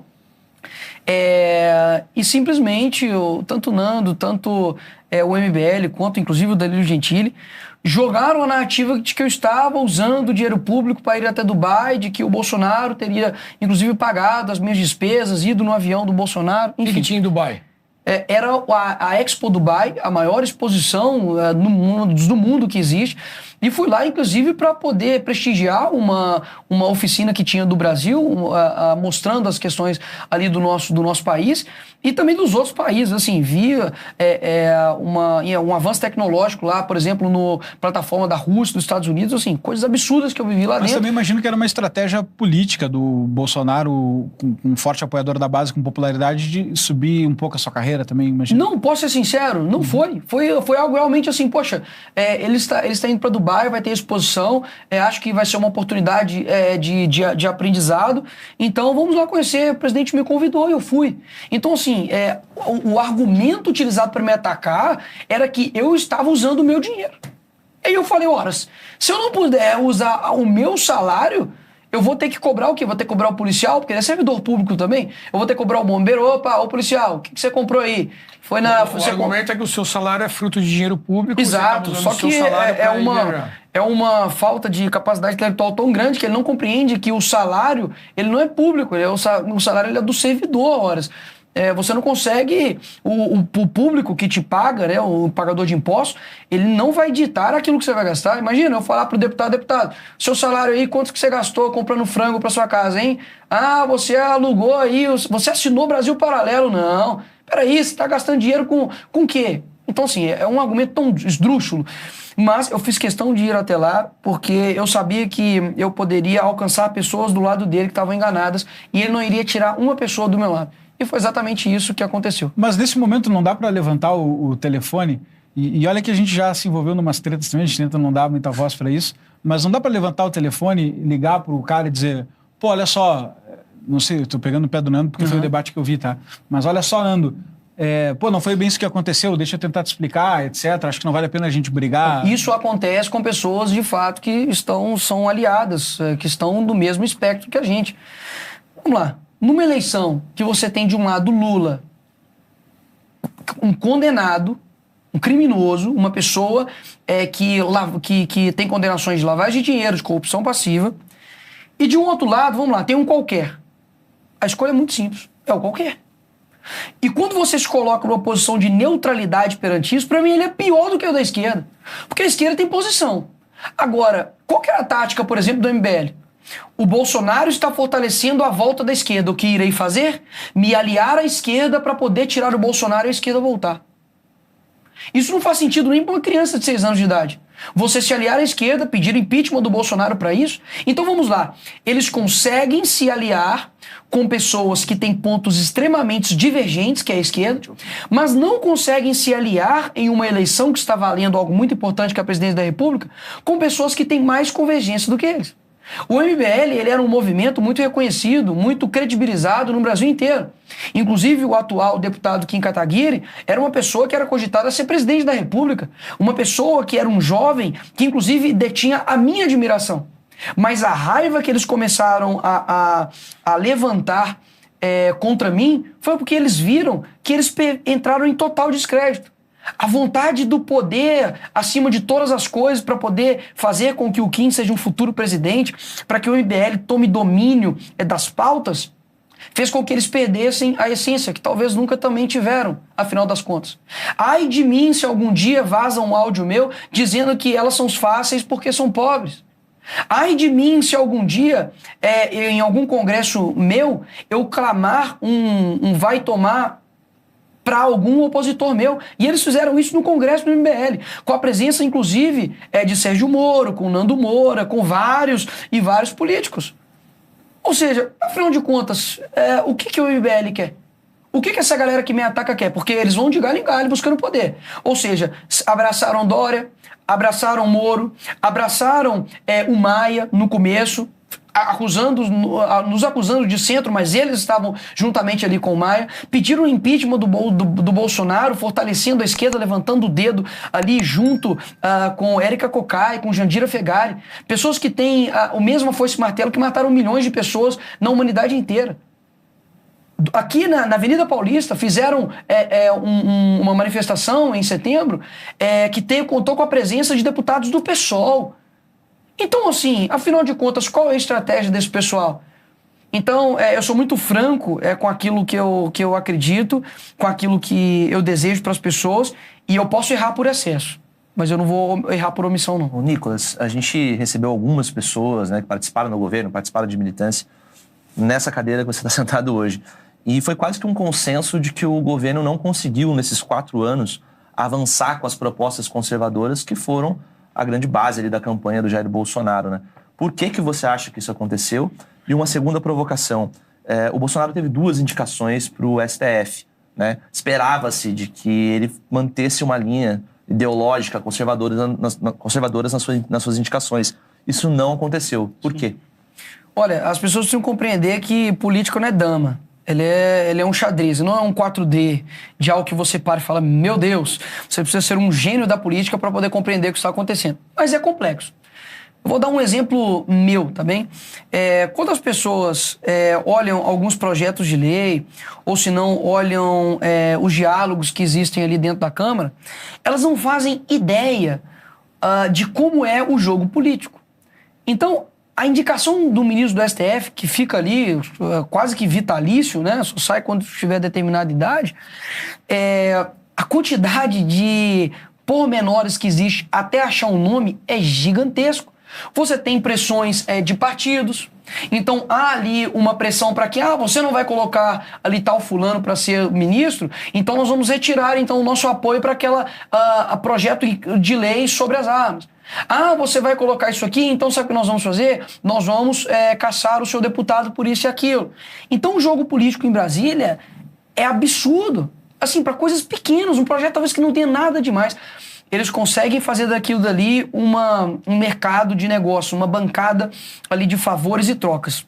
Então, eu acho que, primeiro, houve uma pandemia onde todos os esforços foram voltados para isso. Eu acho que isso atrapalhou a agenda cultural. Eu acredito que, por ser a primeira vez que nós tínhamos um presidente de direita no comando, nós mesmos não tínhamos a experiência da esquerda em saber como funcionava toda a estrutura do Estado, da federação, né? De como, de fato, era o funcionamento ali do Ministério da Educação, de quais eram os pontos realmente nefrálgicos, né? Para a gente poder realmente conseguir ingressar na agenda cultural. Mas preciso levantar alguns pontos importantes. A agenda também não retrocedeu. Não foi colocado nenhum ponto a favor do aborto no governo Bolsonaro. Nós não tivemos nenhuma invasão do MST durante o governo Bolsonaro. A gente não teve, por exemplo, a não ser em decorrência da pandemia, um aumento de impostos. Pelo contrário, foi retirado o aumento do IPI, da taxação, por exemplo, de produtos, né, eletrônicos. A gente teve um avanço, por exemplo, muito grande com relação à educação, na criação da Secretaria de Alfabetização, que teve à frente o Carlos Nandalim. Ou seja, são pontos que acabaram ficando em segundo plano de divulgação, e aí eu acredito que venha a dificuldade da comunicação, porque a pandemia tomou conta absolutamente de tudo. Tivemos batalhas de máscara, de vacina, de tantas outras coisas, sabe? Que acabou nos tirando a possibilidade de enfrentar. É uma pena a gente não ter aí a continuidade desses 4 anos, que aí sim, o meu nível, digamos, de cobrança já seria um pouco mais alto, porque nós teríamos aí uma experiência prévia. Agora, o que não dá é colocar um limite moral e de governabilidade que talvez nenhum outro presidente teve para um governo que tinha acabado de assumir. Espero que a gente consiga ter melhores e melhores governos de direito daqui para frente. E agora atingimos 30 mil pessoas nos acompanhando aqui ao vivo no nosso canal no YouTube. Nosso obrigado a você que está aqui nos dando essa audiência. Lembrando que na segunda-feira, dia 13 de março, lançaremos uma nova trilogia chamada A Direita no Brasil. Tudo isso que está sendo discutido, nosso programa Sabatina trouxe vários protagonistas dessa história da direita no Brasil nesses últimos 10 anos. Desde lá de 2013, a gente vai passar por manifestações dos 20 centavos, manifestações pelo impeachment da então presidente Dilma Rousseff, a ascensão e queda de Jair Bolsonaro, a Lava Jato também, né, antes disso, podemos falar disso aqui também com o Nicolas, e tudo isso nessa trilogia que vai ser lançada na segunda-feira, dia 13 de março. Para você assistir de graça esse filme, faça o seu cadastro apontando o seu celular para o QR Code que está aqui na tela e aí você vai receber um link com todas as instruções para poder assistir dentro da nossa plataforma. Ou seja, não vai ser aqui no YouTube. Não adianta você achar, não vou me cadastrar, na segunda-feira eu entro aqui no canal e assisto o filme. Não vai conseguir. É no nosso ambiente, na nossa plataforma, por isso a importância do cadastro. Faça isso através do QR Code ou então no link na descrição deste vídeo. Imperdível, uma das produções aí mais importantes que nós já fizemos aqui na BP. Roda o VT, produção, para o pessoal ter um pouco mais de detalhes sobre isso. Por que tantos rachas internos na direita vieram a público? Houve algum responsável por enfraquecer o movimento? O legado deixado pela Operação Lava Jato e pelo governo de Jair Bolsonaro foram positivos para o país? Para responder essas perguntas, decidimos produzir um dos nossos documentários mais importantes. 10 anos depois do início de tudo, entendemos que era necessário examinar o caminho percorrido para extrair lições e aprender com os erros. E processos como esse não são fáceis de serem enfrentados. A mentira cria raízes profundas e até mesmo na mente daqueles que dizem defender a verdade. Mas uma coisa é certa: roupa suja se lava em casa. E o cesto da direita está cheio de roupa para ser lavada. Das manifestações pelos 20 centavos em 2013 ao 8 de janeiro de 2023. Nosso novo documentário vem para responder uma pergunta incômoda. Afinal, existe um futuro para a direita no Brasil? A trilogia estreia no dia 13 de março no streaming da BP para todo o país. E agora temos uma grande novidade. Diferente das produções anteriores que eram lançadas exclusivamente para os assinantes no aplicativo ou gratuitamente no YouTube, essa será a primeira vez que faremos um lançamento gratuito em nosso próprio aplicativo. Desenvolvemos a tecnologia necessária para isso e iremos veicular gratuitamente por tempo limitado dentro da nossa própria plataforma. De 2013 a 2023, relembraremos a trajetória da nova direita, os grandes momentos, os principais personagens, os erros e também os acertos. Conversaremos de forma franca com personagens que viveram essa história política na pele. São pessoas de todo o espectro ideológico que nos ajudaram a obter um retrato fiel da situação atual. Para assistir gratuitamente em nossa plataforma, faça o seu cadastro. O seu e-mail é fundamental para enviarmos todas as informações sobre o novo documentário e também o link que dará acesso ao filme no dia do lançamento. Nós contamos com a sua participação. Brasil Paralelo, muito mais que filmes. Até breve.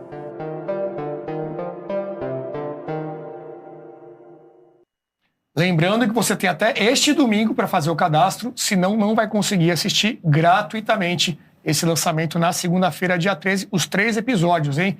13, 14 e 15, imperdível à direita no Brasil. Se você já é assinante, fica tudo mais fácil, é só acessar a nossa plataforma na segunda-feira. Nicolas, retomando aqui o nosso papo, você foi um dos perfis de parlamentares e inclusive de outros apoiadores do presidente Bolsonaro que foram retidos, né? Tiveram as suas contas retidas em redes sociais durante a campanha eleitoral e até depois também. Existe hoje no parlamento uma discussão sobre um projeto de lei, o 2630, que é o tal do projeto das fake news, de regulamentação da mídia, das redes sociais e tudo mais. Como é que está essa discussão lá dentro? Você acha que tem chance desse projeto avançar? Existe um medo aí de acontecer uma censura por conta disso? Conta um pouco da sua percepção nesse início de mandato. Olha, eu já tenho conversado já com representantes do Grupo Meta, né, do Instagram, do Facebook, porque o PL que foi trabalhado, fizeram um grupo de trabalho para poder discuti-lo, o grupo de trabalho ele não tem a proporcionalidade partidária. Já a comissão especial, ela segue a proporcionalidade partidária, ou seja, teríamos mais pessoas do PL lá dentro, por ser aí o maior partido da Câmara. Então, o apelo que eu estou fazendo já, conversando inclusive com o presidente Lira, conversando com essas empresas, é para que tenha a comissão especial. Porque dessa forma nós vamos conseguir debater o projeto, porque o projeto do PL, né, das fake news, que possa ser aprovado, não pode ser o PL das fake news de 2022. Ele tem que ter o debate com os novos integrantes. E aí eu pergunto, né, para você, talvez você esteja se perguntando, Nicolas, mas o que isso tem a ver comigo? Tem hora que eu olho ali o Instagram, eu mexo, mas assim, o que isso de fato pode atrapalhar a nossa vida como democracia? Primeiro, a gente viu nas eleições o quanto é importante você ter uma internet livre, sem censura, e poder dar a possibilidade das pessoas postarem ali os seus vídeos, as suas opiniões, enfim. E quando a gente olha o que aconteceu, por exemplo, nas eleições, eu mesmo fiquei mais de um mês sem as minhas redes sociais e até hoje eu não sei o motivo. Eu não tenho acesso aos meus autos do processo. Ou seja, é simplesmente uma decisão arbitrária, subjetiva de um juiz e tirou minhas redes sociais. E quando a gente olha antigamente, né, o poder da mídia, seja TV Globo, seja essas demais mídias em televisão, você vê que elas pautam o debate político. Então o que eu peço aqui é para que as pessoas consigam levantar esse clamor popular primeiro, porque isso vai fazer com que o Congresso seja pressionado para poder isso ser discutido. Caso contrário, vai passar, ser colocado em comissão, em requerimento de urgência, vai ser votado o projeto e vai ser atropelado de qualquer forma. E isso vai impactar diretamente as plataformas digitais e principalmente vai dar muita grana para emissoras que não merecem o nosso dinheiro. Por exemplo, uma dos requisitos ali dessa PL que eles estão querendo emplacar é para que toda pessoa que clica em um link, seja, por exemplo, de uma reportagem da Rede Globo, a plataforma pague um dinheiro para a Globo. Ou seja, é muito claro o que está acontecendo. A Globo perdeu dinheiro aí no governo Bolsonaro, agora quer retomar a sua grana, fazendo com que as redes sociais subsidiem isso, né? E uma outra coisa, a responsabilidade das plataformas com as postagens. Eu perguntei para a pessoa da Meta, se eu não me engano, são trilhões de postagens. Se eu não me engano, não sei se é ao mês, se é ao dia, ou se é semanal, mas são trilhões de conteúdos. Como que a plataforma vai fazer uma avaliação prévia daquilo que vai ser postado? Imagina, hoje eu vou postar um vídeo, aí o Meta vai e pega e vai ter que ver, esse vídeo aqui realmente pode ser postado, então posta. Ele vai ter que fazer isso com todas as postagens? É humanamente impossível. E outra, as plataformas já possuem uma comunidade de regras, que se você infringir, você vai ser bloqueado, vai tomar ali a sanção. Então, a gente está em cima disso, estou trabalhando para que tenha a comissão especial e, se Deus quiser, a gente, inclusive, solicitei a suplência da Comissão das Comunicações, que foi uma comissão nova que foi criada agora lá na Câmara, para que o debate que seja feito ali eu esteja participando. Nicolas, tua avaliação do atual governo Lula e se tu acredita na conversa de uma Câmara que realmente faz oposição a isso? O governo Lula, por incrível que pareça, ele está ótimo. Você tem que parar para pensar para qual país, né? Para a Argentina está excelente, né? Para a Venezuela está ótimo, para Nicarágua, para Honduras, né? Que vão voltar aí a receber dinheiro do BNDES, igual, por exemplo, a Argentina. Então, para eles está excelente. Agora, para o Brasil, R$18 de aumento de salário mínimo, realmente a vontade que dá é de fazer, né? Mandar, olha, faz o L aí para quem votou no Lula. Mas acredito que realmente agora é o momento de trazer as pessoas para perto, mostrar o quão perigoso é a consequência de um voto mal dado. Você tem aí novamente os combustíveis subindo, né? Você tem aí agora as pessoas que foram prometidos para ela picanha e agora começaram a dizer que era uma metáfora, só que no evento do Lula as pessoas começaram a cobrar picanha, ou seja, uma hora a conta vai chegar, essa tarifa vai chegar e foram muitos os consórcios, né, assinados para as pessoas apoiarem todo o plano Lula. Uma hora isso vai chegar e bater na porta e acredito que esse governo não prospera durante muito tempo. Então a avaliação que eu faço é ministro dos Direitos Humanos dizendo que a liberação de drogas, vai utilizar da liberação de drogas para poder combater o tráfico. Você tem ministras dizendo que são apoiadoras do aborto. Você tem ministros da Justiça dizendo que as armas ilegais não é problema dele. Ou seja, realmente é um time até difícil de se montar, né? Tanta gente incompetente assim por metro quadrado, só o Lula mesmo para reunir. E tu acredita nessa ala de oposição que a Câmara formou, esse papo de a Câmara mais conservadora até então, etc? Acredito. A gente, inclusive o próprio presidente Lira deixou claro em entrevistas recentes de que o Lula não tem base suficiente para poder, por exemplo, impedir a reforma tributária, não tem apelo suficiente, por exemplo, para fazer as mudanças, né, do Banco Central.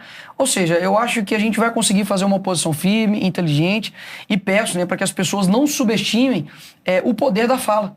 O parlamento, né, o parler, ele realmente uma função dele é falar. Então muita gente fala, vocês só estão falando. Fala, peraí, eu estou trabalhando, estou falando, fazendo aquilo que as pessoas querem que sejam feito, que é representatividade.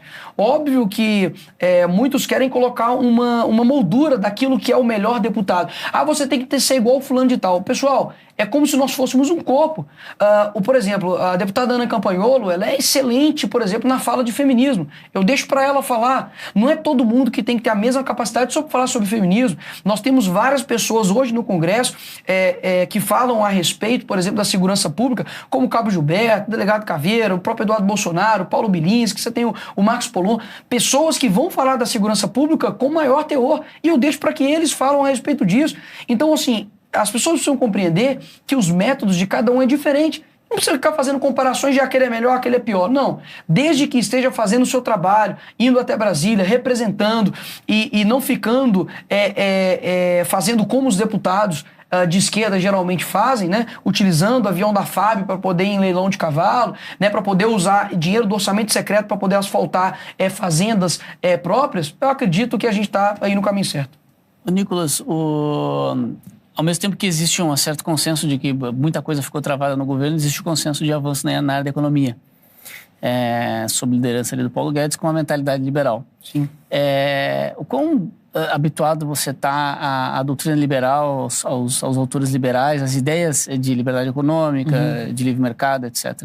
Olha, eu estudei Mises, Hayek, confesso que eu estou tendo aula agora semanalmente sobre economia, porque eu acredito que a gente precisa, né, melhorar, precisa aprender.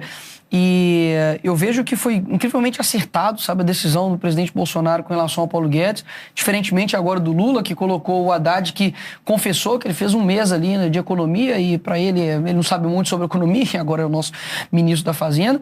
Então, o Bolsonaro foi muito humilde em reconhecer isso, que ele era um técnico. Ele disse, olha, eu não sei nada de economia. Perto do Guedes, realmente, ele não sabe nada, e ele mesmo disse isso.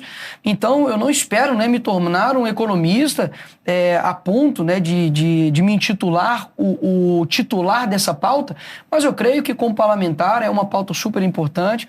Vejo que vou continuar a estudar a respeito disso, mas os princípios, né, a base teórica, né, eu concordo com o Mises, inclusive a Mentalidade Anticapitalista, que é um livro dele super interessante, que mostra, né, economicamente como que a esquerda trabalha e quais são as consequências disso tudo, e a raiz da inveja, né, com relação ao capitalismo, que de uma pessoa que talvez não tenha uma graduação superior, mas ganha mais dinheiro do que uma pessoa que fez humanas e que acha que pelo conhecimento dela sobre o mundo e bater palmas para o sol, ela deveria ganhar mais dinheiro do que uma pessoa que tem um conhecimento natural a respeito de uma fazenda, por exemplo.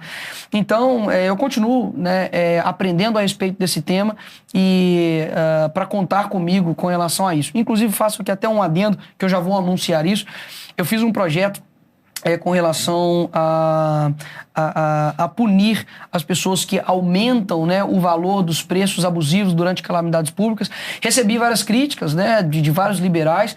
Escutei vários, né? Renata Barreto, por exemplo, conversou comigo, conversei com ela, expus os meus pontos e falei, olha, talvez agora não seja o melhor momento por conta do governo que nós estamos agora na frente, ou seja, o Estado pode tomar um poder muito grande e acabar atrapalhando a vida desse empreendedor.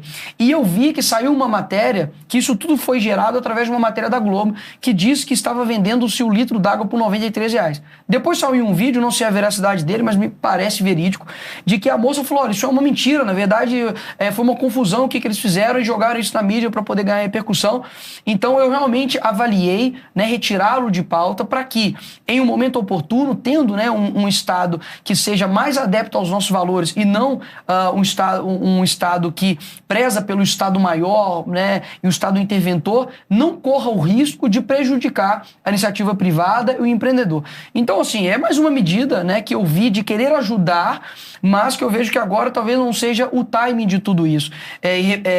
Mas vejo que a gente precisa de medidas para poder pautar isso. Não dá simplesmente também para dizer, o mercado vai resolver, você que se vire aí. Até mesmo porque no meu projeto eu deixei algumas exceções defendendo essa pessoa, ou seja, deveria ser necessário justificar a justa causa do porquê estava aumentando o preço. Então, se a pessoa está vendendo a água por R$90, mas ela teve que pegar um helicóptero para ir em tal cidade para poder tirar aquela água dali e esse custo está embutido naquele valor, então tá pago. Tá justo ali porque você provou a justa causa. Agora, existem casos aqui no Brasil que a gente sabe que o Brasil não é uma Suíça, que o Brasil não é um país onde as pessoas ali estão preocupadas muitas vezes com o próximo. Muita gente é solidária no Brasil, eu reconheço isso, mas muito também se beneficiam do caos, da desgraça do outro para poder obter ali uma vantagem desigual e injusta. Então, passando aqui, né, pros liberais, pessoas que me cobraram, eu estou tomando nessa atitude para que em um momento oportuno eu traga de novo essa pauta. Nicolas, minha última pergunta para a gente poder encerrar aqui de coração aberto da sua parte, o que você acha que gostaria de compartilhar com as pessoas e que o maior número de pessoas hoje aprendesse sobre tudo isso que passou para mirar para o futuro? O que você acha que são os grandes aprendizados de todo esse período? Olha, eu acho que a gente precisa ter alguns valores dentro de nós muito bem consolidados. E o primeiro deles eu acho que é nos conhecer. Eu acho que o brasileiro ele pouco se conhece. Pouco conhece da sua história, pouco conhece dos seus limites, pouco conhece dos seus vícios, dos seus desejos, dos seus erros, dos seus acertos, das suas virtudes. Então, nos conhecer nos dá a capacidade de tomar melhores decisões. O Jordan Peterson fala, né, que antes de você querer mudar o mundo, né, arrume o seu quarto. E, de fato, é um princípio que deve ser levado em consideração. Muitos jovens, principalmente jovens de esquerda, querem ajudar os ursos lá da Antártica, mas eles são incapazes, por exemplo, de ajudar o seu pai, de ajudar a sua mãe, de ter uma solução para os seus próprios problemas, e eles terceirizam isso para problemas genéricos, porque é um afago, afinal de contas. O meu problema individual não vai mudar o mundo, mas vai mudar o mundo. Então eu peço aí, né, para você, né, que qualquer idade que esteja me ouvindo, seja criança, adolescente, jovem, adulto, para que você realmente tenha uma sinceridade com você mesmo, de qual é a sua missão, de qual é o seu propósito, e não terceirize o futuro do Brasil para qualquer um outro, a não ser você mesmo. Então busque qual é o seu propósito. Cada um aqui tem uma missão aqui nessa terra, e a missão exige sacrifício, e eu sei que os sacrifícios que cada um enfrenta são diferentes em devidas proporções, e creio que a partir do momento que a gente tiver um contato maior com Cristo, de saber a sua própria identidade, a gente vai conseguir sermos pessoas que acertamos mais e erramos menos. Eu vejo que o Brasil, por exemplo, hoje, ele não precisa de mais cristãos. Eles precisam de pessoas que vivam o cristianismo. E por isso que eu peço aqui, né, para vocês, não é uma fala demagógica, não é uma fala de alguém que se coloca acima da normalidade, de santidade. Pelo contrário, sou falho, eu tenho minhas dificuldades. Se não fosse a misericórdia de Deus, jamais estaria aqui. Mas tudo isso é uma busca incessante de me conhecer. E quando você deixa de querer ser você para você querer ser a imagem e semelhança de Cristo, você realmente vai assumir a sua verdadeira identidade. Então eu peço para que o brasileiro faça isso. Volte seus olhos para Cristo, tenha a capacidade de reconhecer seus erros e viva essa vida com intensidade, não se curvando a pressão aí do coletivo, porque eu tenho certeza que vale a pena lutar para o nosso país. Nós não estamos aqui lidando com números. Nós estamos lidando com pessoas que tudo o que você faz, seja uma ação ou omissão, gera um efeito muito grande na vida das pessoas, e um dia você não vai prestar contas para o seu chefe, para o Brasil Paralelo, você não vai prestar contas para o presidente da Câmara, para o seu pai, para sua mãe. Você vai prestar contas para aquele que é o único onisciente desse universo que se chama Deus. Nicolas, muito obrigado pela tua presença. Um dia que eu imagino que muita gente queria estar falando com você, enfim, deu certo aí a nossa agenda de você estar aqui com a gente para participar da sabatina. Realmente foi um prazer recebê-lo. Obrigado a todos aí. Obrigado, desculpe deputado. Qualquer coisa e vamos para cima aí, o Brasil é nosso. Obrigado, Nicolas. Henrique, Valeu, Lucas, cara. Diego, obrigado a você. Batemos nosso recorde hoje aqui de audiência da sabatina, hoje ao vivo, né? Pela primeira vez. Para todo o Brasil aqui no nosso canal do YouTube. E fica mais uma vez o convite para você se cadastrar através do link na descrição deste vídeo ou então apontando o seu celular para o QR Code para assistir a nossa trilogia A Direita no Brasil. Muito rica a investigação que nós fizemos, conversamos com pessoas aí de diferentes espectros políticos para realmente analisar, entender tudo o que aconteceu nesses últimos 10 anos e projetar o futuro. Qual o futuro da direita no Brasil? E é muito importante que você possa acessar esse conteúdo para também tirar suas próprias conclusões. Lembrando que esse documentário vai estar gratuito para quem se cadastrar ou então para os assinantes que acessarem a nossa plataforma e não vai ser aqui no YouTube. É dentro da nossa plataforma, por isso é tão importante que você faça esse cadastro, ok? Amanhã temos mais um encontro marcado aqui, novamente às 20 horas, com mais um convidado. Te esperamos aqui e até breve. Das manifestações pelos 20 centavos em 2013 ao 8 de janeiro de 2023. Nosso novo documentário vem para responder uma pergunta incômoda. Afinal, existe um futuro para a direita no Brasil? A trilogia estreia no dia 13 de março no streaming da BP para todo o país. E agora temos uma grande novidade.